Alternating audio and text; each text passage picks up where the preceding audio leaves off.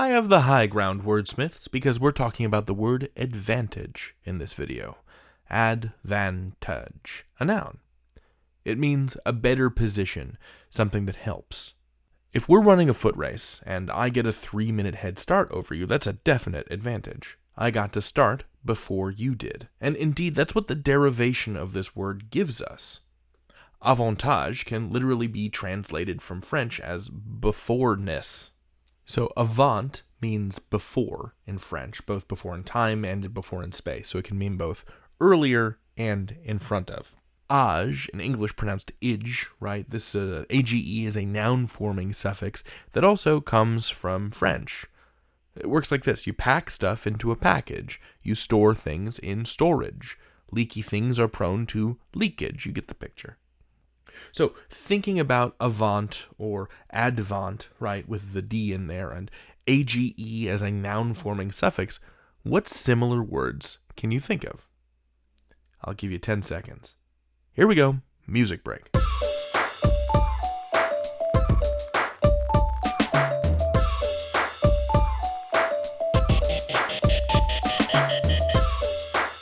Here are 3 that I came up with. Disadvantage, right? The opposite of advantage. This is when something is making things harder for you, like your opponent in a foot race getting a 3-minute head start, for example. Advance is a verb. It means to go forward or to go onward or up. And vantage. This noun is usually part of the phrase vantage point. It means a good spot to view things from.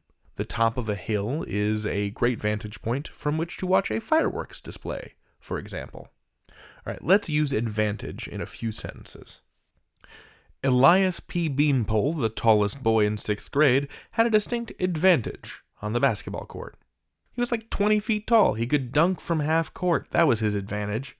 That's his superior position, right? But he did keep bonking his head on the ceiling, which I would say is a distinct disadvantage to being that tall. Listen, just because my mom runs a candy shop doesn't mean you could take advantage of our friendship. To take advantage of an opportunity is to get some benefit from it, but not always in a fair way. To take advantage of a friendship is to say something like, hey, your mom has that candy shop. How do you feel about hooking up your friend David with some free candy, You do that enough times, and you're probably going to exhaust your friend and your friendship. Taking advantage doesn't have to have a negative connotation or feeling, though.